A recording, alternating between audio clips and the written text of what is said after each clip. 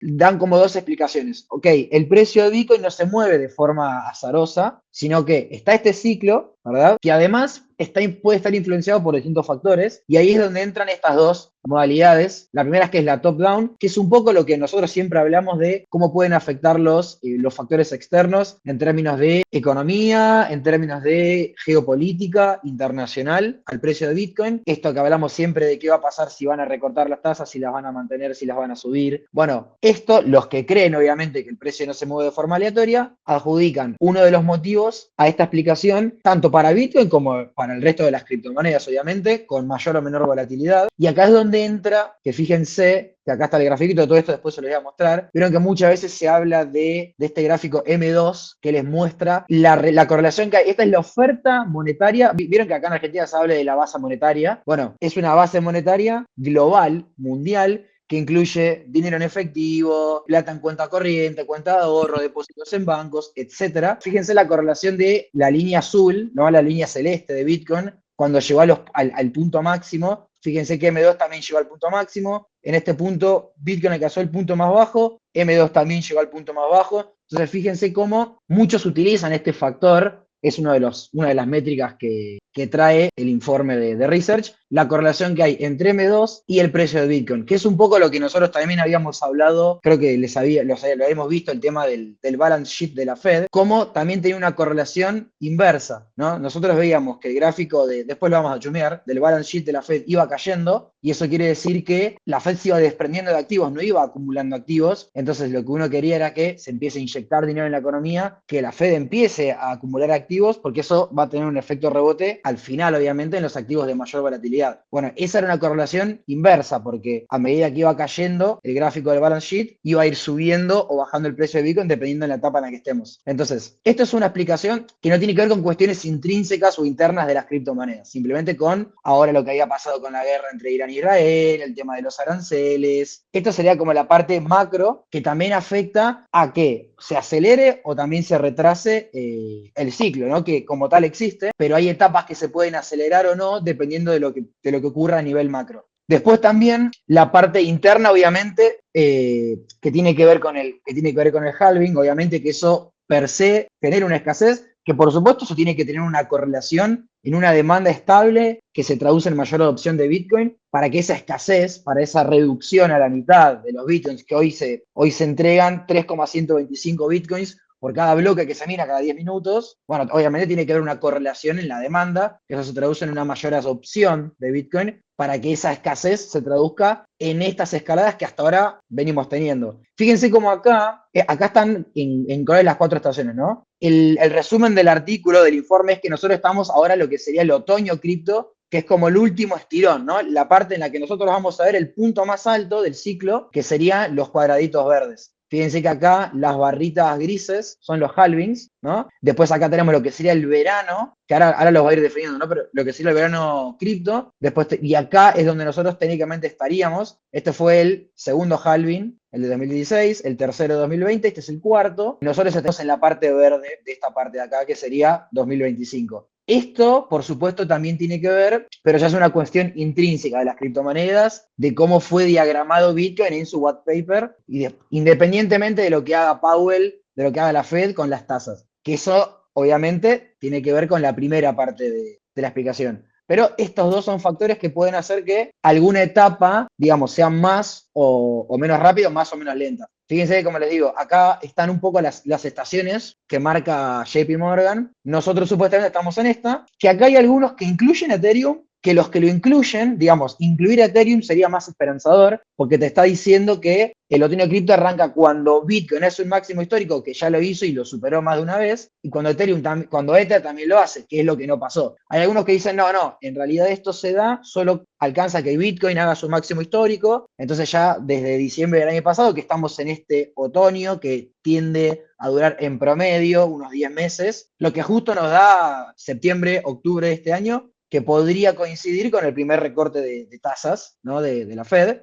Entonces nosotros estaríamos en esta parte de acá, y para quienes están esperando también que coincida el máximo de Bitcoin con el Ethereum, No, yo soy más de pensar que sí, que estamos en esta, para el que capaz utiliza Elliot, sería la onda 5 de Elliot, independientemente de lo que después haga Ethereum. Y después lo que nosotros ahora estamos viendo es ya especular sobre el punto más alto del ciclo antes de que empiece el invierno cripto, que por una cuestión estadística de otros ciclos debería darse el año que viene. Más o menos tiende a durar 12, 13 meses. Pero después como, no sé si se acuerdan que yo había mostrado una vez un gráfico, que después lo podemos ver de vuelta, como con cada ciclo, obviamente el ROI, el retorno en la inversión es más chico con cada ciclo, pero la duración es más larga. Entonces vos tenés que quizás, no sé, tenías un 10.000%, después tenés un 1000, después tenés un 100%, pero el ciclo alcista al principio duraba, no sé, 400 días, después 450, después 500, entonces se fue alargando y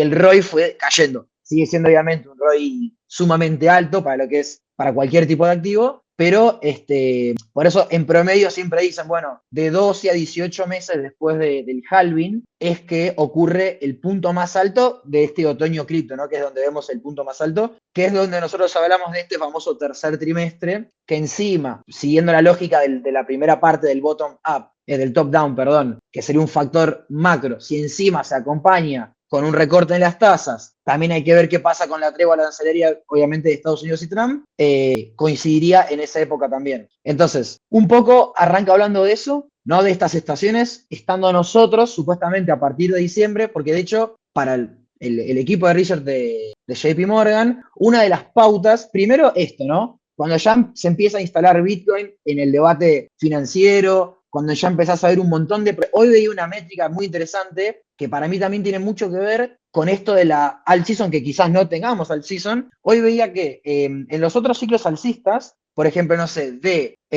10 proyectos que salían, 9 se listaban en algún exchange y uno fracasaba. Entonces, por supuesto que siempre hay proyectos que mueren, que son scams, que no sirven para nada. En todos los ciclos hay, al menos desde que tenés un mercado de altcoins robusto. Pero en el 2020, ya el 2024, el ratio era distinto, ya no sé, de cada 10 que nacían, ya 3 fracasaban y 7 se listaban. Bueno, este año el ratio se puso 1-1. O sea, tenés de cada 10 proyectos nuevos que salen, 5 terminan en un exchange y 5 fracasan, se funden, son una estafa. Entonces, obviamente hoy tenemos cientos de miles de altcoins, pero todavía no se ha encontrado, no ha salido ese proyecto que decís, bueno, porque después sí, podés tener esa altcoin que vos decís, ok, no tengo ni idea qué hace, o sea, no, se nota que es un scam de acá a la China, pero yo voy y le pongo un porcentaje muy chiquitito y apuesto con tener una ganancia de capital y cuando puedo lo vendo. Entonces, en este caso, no ha habido ese proyecto que decís, bueno, ¿cuál es qué solución del mundo real viene a traer? Como ha pasado en otras alt seasons. Entonces, bueno, eso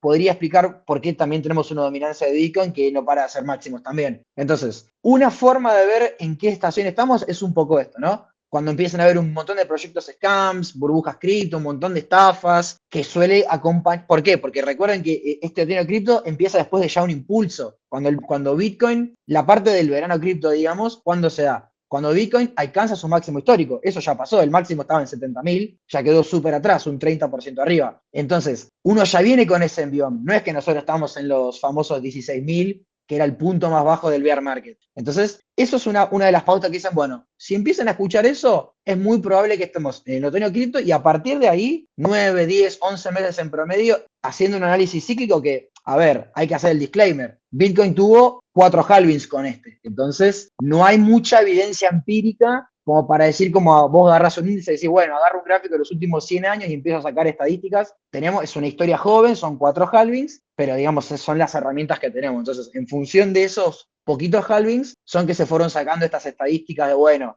en promedio un bear market te dura 12, 13 meses, y obviamente suele ser después del ciclo alcista que se da cuando el año siguiente al del halving, o sea, 2025 tendríamos el peak, 2026 el bear market. Eso en función de, por supuesto, después, en mayor o menor medida, dependiendo de esto. Che, de pronto capaz no tenés una alt season, o de pronto la tenés, pero la rotación se hace hasta el top 50, hasta el top 100, digamos, con otros pormenores, porque la situación global también es distinta. Entonces, es un parámetro que hay que tener en cuenta y no más que eso. Fíjense acá, bueno, acá describe obviamente las estaciones y va mostrando, fíjense los rendimientos, ¿no? O sea, acá tenemos halving 1, halving 2, 3 y 4. Bueno, acá sería todos en realidad. Fíjense cómo, si supuestamente estamos en esta etapa, fíjense los rendimientos. O sea, en promedio, ¿cuánto te dice que dura? 10 meses, ¿no? Que acá te dice, es el periodo desde que se alcanza el máximo anterior hasta el último máximo que todavía no lo alcanzamos. Con el diario del lunes vamos a saber cuál es el máximo, si son los 120, 130, 125. En promedio ha durado 10 meses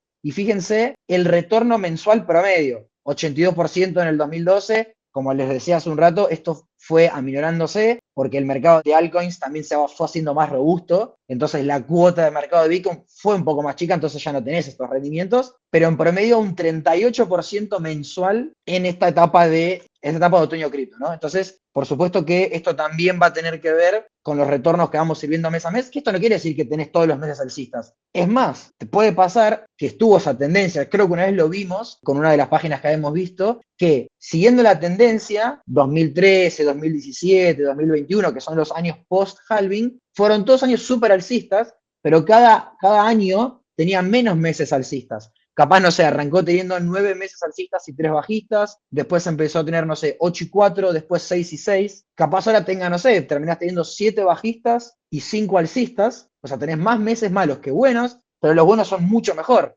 Vos capaz podés tener meses que te caen un 5, 6, 10%, tenés un mes que sube un 40%, entonces, inclusive si en el total de meses son más los bajistas, por supuesto que, insisto, esto va cayendo, son los meses buenos son mucho más fuertes que los meses malos, entonces tenemos también esta coyuntura que se ha dado repitiendo a lo largo de todos los ciclos, tanto en rendimiento como en duración. Entonces, esto es un poco lo que les decía, que supuestamente, que en este caso se dio el 1 de diciembre, cuando Bitcoin para JP te hace un nuevo máximo en temporalidad mensual, después del halving, porque ya había hecho un nuevo máximo, que fue el año pasado, en abril de 2024, cuando te hace un máximo, vieron que después tuvimos esa corrección eterna en forma de banderín, cuña bajista o canal lateral, que nos llegó más o menos hasta agosto o septiembre. El máximo en temporalidad mensual se dio el 1 de diciembre, o sea, se dio en la vela de noviembre, o sea que el 1 de diciembre ya tenía su nuevo máximo. Entonces, técnicamente, a partir de este momento, que es cuando tuvimos un nuevo máximo en temporalidad mensual, es que empieza a contar esta última etapa, digamos, que podría terminar, según estas estimaciones, septiembre, octubre de este año. Esto es lo que le decía antes, que si ustedes van viendo el análisis cíclico, van a ver cómo se va aplanando, obviamente, el gráfico, porque terminás teniendo máximos mucho más juntitos, ya no tenés un por 5, un por 6 respecto del máximo del ciclo anterior, pero sin embargo lo tenés mucho más aplanado porque termina durando mucho más el ciclo. Que es lo que fue pasando, que digamos, es natural, o sea, si uno quiere tener un mercado cripto sano, lo natural es que pase eso. Si no, seguiríamos teniendo una dominancia del 90% sin altcoins. O sea, lo natural es que vaya pasando eso. O sea, que Bitcoin vaya subiendo y que exponencialmente suba, vaya uno a saber hasta dónde, pero que la cuota de mercado vaya siendo más chica y que además, principalmente si uno, digamos, tiene en cuenta o está buscando una mayor adopción del activo por parte de inversores minoritarios como mayoritarios, tener en cuenta que la volatilidad va a ir disminuyendo. O sea, lo lógico es que pase eso también. Por eso no tenés porcentajes del 5000%, como puedes tener con una meme coin. Entonces, eso, que el gráfico se vaya aplanando, te va diciendo que va siendo mucho menos volátil. Por eso también hoy tiene otra capitalización de mercado. Hoy ya no es tan fácil moverlo a Bitcoin. O sea, uno dice, bueno, no sé, que alcance, que duplique la capitalización de mercado, o sea, que tenga, no sé, 2 trillones, 3 trillones. Para duplicarlo, hoy tienen que entrar 2 trillones o 3 trillones de dólares para hacer un 100%. Cuando capaz antes, no sé, hace 10 años, con $1000 hacías un 100%. Entonces, hoy el flujo de dinero que tiene que entrar para tener esos movimientos es muchísimo mayor. Por lo tanto, va haciéndolo menos volátil, que es una de las cosas, digamos, que siempre se recriminaba para aquellos que, los outsiders, para los que no invertían en cripto, y que a lo sumo su primer acercamiento fue a las criptomonedas estables, fue un poco esto. Che, todo bien con Bitcoin, pero no estoy dispuesto a tolerar que mi portafolio tenga variaciones de un 80%, como los bear markets en promedio ha llegado a caer un 80%. Entonces, no, mirá, yo no tengo el estómago para realmente ver que mi cartera de inversiones cae un 80%, me corro a otros activos. Bueno, eso también va a ir disminuyendo y ya la lógica va marcando que, y más si se empiezan a meter los inversores institucionales, los grandes gestores de fondos, y la realidad es que para ellos tampoco es muy conveniente, como gestores de fondos, de inversores de la bolsa, digamos, del mercado tradicional, tener un activo que caiga un 70%, que es lo que ha pasado en los últimos ciclos bajistas.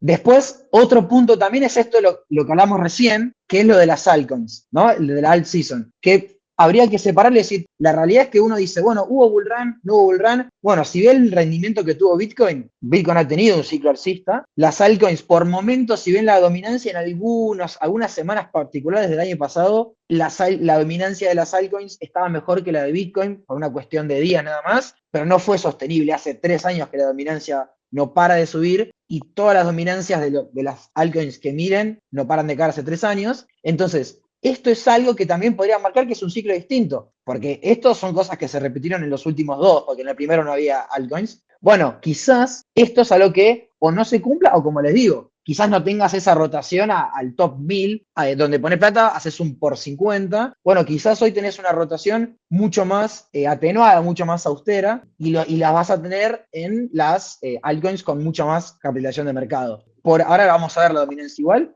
que por ahora no ha tenido síntomas de cambios de estructura. Fíjense acá en algunos casos el retorno, ¿no? Como va siendo promedio, obviamente en 2015, o sea, en el ciclo anterior, 108x, 20x, 6x, por supuesto que estos rendimientos ya no los vamos a tener. Entonces, cuando uno hace esta estadística promedio, hay que tener en cuenta que también en esa estadística está ponderando este 108x. Entonces, y ahí sí te da valores de 250, 300, bárbaro, pero también hay que empezar a darle mucha ponderancia al último ciclo, que es, digamos, es mucho más sensato este valor que 108x, y sin embargo, obviamente, cuando vos haces una sumatoria y un promedio, obviamente termina ponderando un montón también esto, porque solo tenés 4 ciclos nada más. 3 ciclos, porque este no terminó. Esto también es otra postura de decir, bueno, veo el rendimiento porcentual que tuvo Bitcoin, de mínimo a máximo, saco con el rango ese fijo de fechas que tenés en TradingView, y eso lo extrapolarizo al ciclo de hoy, y saco un promedio. Claramente te da por arriba de 200.000, que yo no lo veo hoy acá, pero digamos, son algunas métricas que algunos utilizan, y tampoco, a ver, está mal porque, insisto, yo prefiero hacer ese análisis que decir, bueno, mirá, me da la sensación de que, o me gustaría que, la realidad que no tiene ningún sustento eso, mientras que lo otro, por más de que sea una evidencia empírica joven, porque estamos hablando de 15 años, desde que salió, 16 años, digamos, son las herramientas que tenemos. Y además, a ver, ahora lo vamos a ver, creo acá, uno no puede aplicar ratios financieros a Bitcoin, o sea, no puedes aplicar un PER para Bitcoin. O sea, no puedes aplicar ratios que, digamos, se basan sobre ingresos, sobre ventas, porque Bitcoin no tiene ingresos, Bitcoin no tiene ventas, no hay un estado contable, un estado financiero que vos podés analizar y en función de los datos de ese estado financiero sacar ratios. Entonces, tenés que adaptar o tener métricas propias de Bitcoin o ver cuáles puedes utilizar, que utilizás, por ejemplo, en renta variable para Bitcoin. Y acá hablaban en el informe del valor libro, que es un poco, el valor en libros de una empresa, activo menos pasivo. Si vos, no sé, tenés un local, vendés todo, vendés escritorio, vendés silla, vendés cortina, mesa, computadora, todo. ¿Cuánto es el valor contable? ¿Y cuánto está cotizando ese activo comparándolo con el valor contable? Bueno, Bitcoin no tiene valor contable, pero sí se podría llegar a utilizar una evaluación por múltiplos para Bitcoin, utilizando otro valor contable, que es el Thermocap. Después les voy a pasar todos los links, que es muy parecido al valor libro, pero adaptado, ¿no? a las criptomonedas, en especial a Bitcoin, que es la criptomoneda de referencia, y te va mostrando cuánta plata fue que se invirtió en Bitcoin. El cálculo como tal, en realidad, ni siquiera tienen que buscar el cálculo, lo que importa más que nada es ver el múltiplo, más que ver el Thermocap. O acá lo que se compara es el Thermocap, que obviamente que va a estar evaluado en dólares, porque te muestra la cantidad de Bitcoins que se minó desde el día 1, ¿no? Va sumando, la fórmula no incluye la sumatoria de todos los Bitcoins que se fueron minando, y eso se multiplica por el precio de mercado que tuvo Bitcoin cada uno de esos días. Eso te da una fórmula, ¿y con qué se compara esa fórmula? Con la capitalización de mercado de Bitcoin. Lo mismo que haces con un activo para los que usan el valor libro. Vos vas viendo si está por encima el precio de mercado del valor libro o por debajo del valor libro. Bueno, acá lo que haces es comparar la capitalización de mercado de Bitcoin, cuántas X está por encima del valor libro, que sería el Thermocap, para ver si estamos en una burbuja y decís, che, mirá, la verdad que también de vuelta, viendo los promedios, fíjense acá, primer ciclo, llegó a estar 38 veces por encima de su valor libro, 60, 74, 39, en diciembre estaban 28 y creo que está cerca de 30. Entonces, para el que quiere, digamos, extrapolar análisis financiero del sector equity tradicional, bueno, está este concepto que fíjense, creo que lo tengo acá. Acá te va mostrando un poco, fíjate, te dice casos alcistas, que sería lo de Bull, casos alcistas probables, si nos basamos en cuándo, digamos, cuándo fue el punto más alto de Bitcoin en los otros ciclos,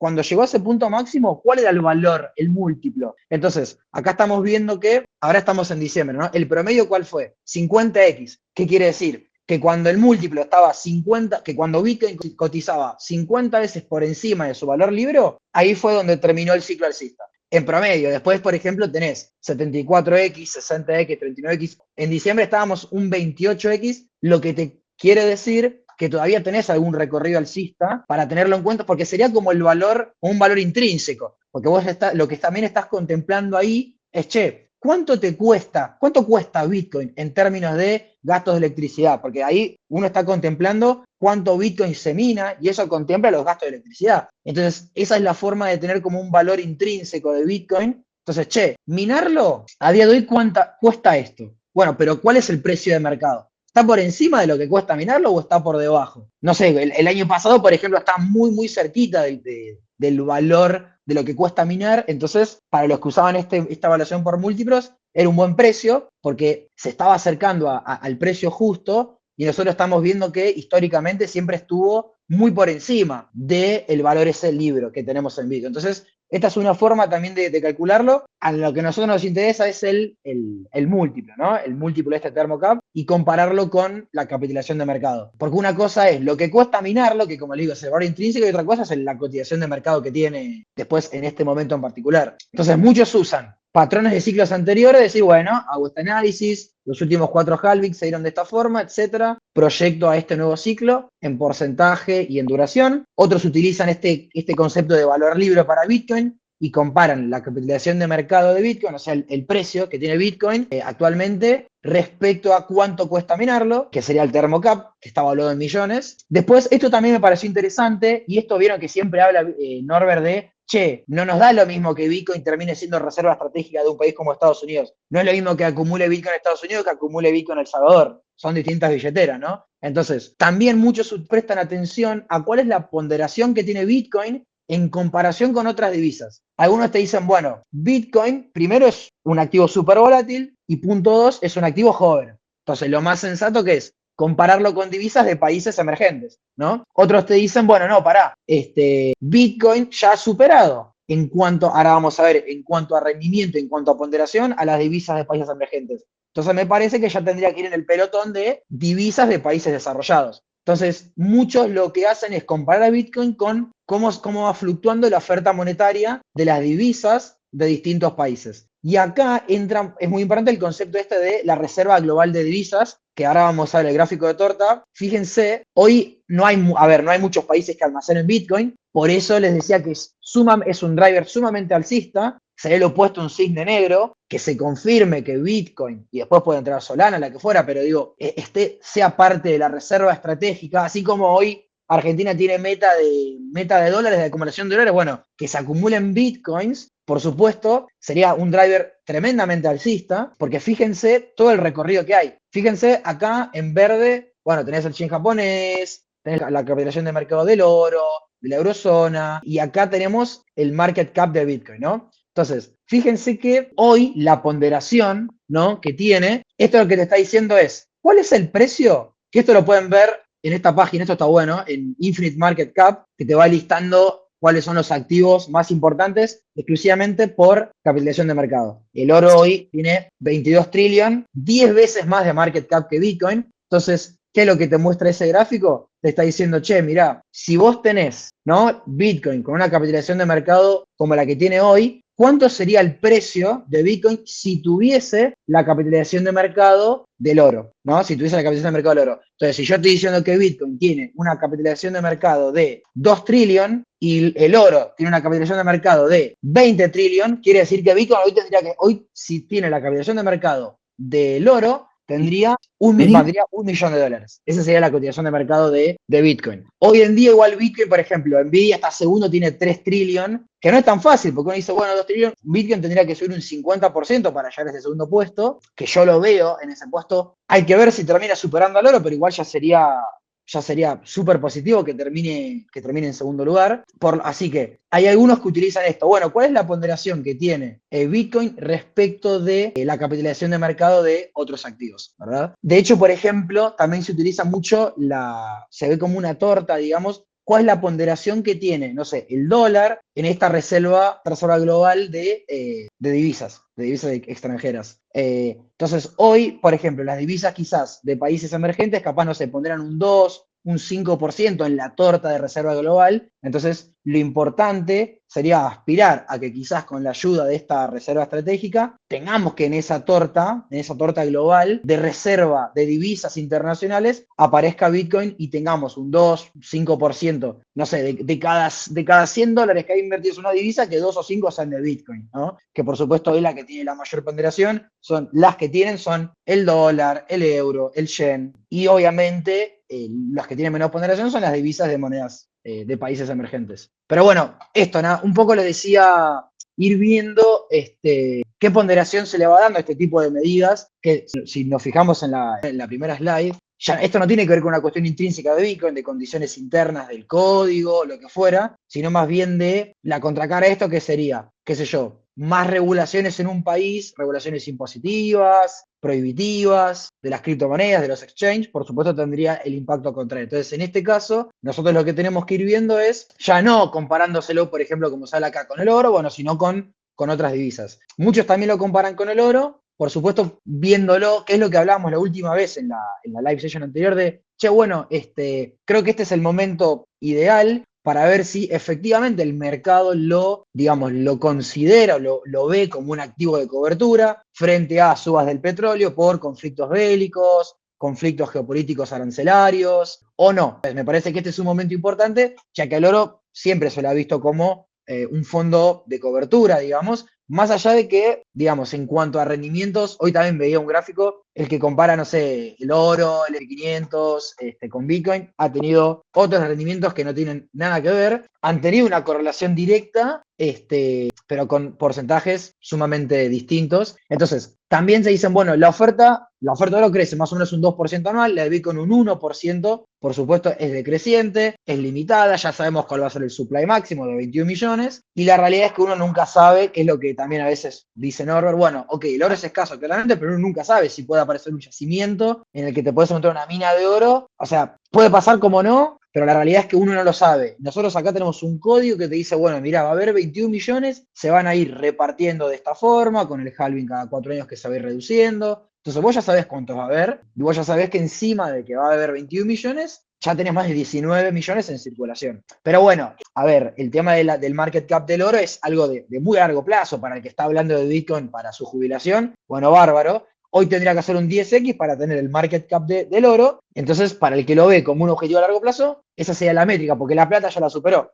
Hoy la plata creo que está séptima en el market cap, así que en su momento era uno de los primeros objetivos y la terminó superando. Después, bueno, esto, fíjense, obviamente, hoy sería un poquito más, hoy tendría que estar prácticamente en $1 millón para tener la capitalización del mercado. 452.000 en este momento, en el momento de que se hizo el informe, si tenía simplemente el 50% del market cap. Entonces, por un lado, bueno, tenés que te demanda electricidad, conectividad a internet también requiere, mientras que el oro obviamente es difícil de trasladar a largas distancias. Por supuesto que son para tener en distintas carteras en mayor o menor ponderación, pero bueno, siempre la comparación no está desde el lado de, bueno, tenía uno o el otro, sino desde el lado de cuál es la visión que puede tener el mercado respecto de Bitcoin en función de conflictos bélicos o lo que fuera. Y después, ahora después lo vamos a mostrar acá, pero bueno, fíjense que en promedio más o menos duraron un año y Bitcoin llegó a caer casi un 80%. El ciclo que el anterior, que tuvo un máximo en 69.000 o 68.000, llegó a caer a 16.000. O sea, tuvimos una caída de más del 50%. Por lo tanto, esos ciclos bajistas tranquilamente puede pasar, pero con el tiempo se va a ir aminorando. Fíjense, 85, 83, 77. Entonces, sí, el promedio te da 80, pero porque también arrancaste muy abajo. Y también tenías un mercado de altcoin muy, muy verde, o sea, porque no había proyectos. Hoy sí tenés, o sea, en ese momento no había. Hoy sí tenés un montón, pero son malos, que es lo que está pasando. De cada 10 que existen, 5 no saliste en un exchange. Cuando antes de cada 10, 9 aparecían en un exchange y uno era un scam o no llevaba a buen puerto.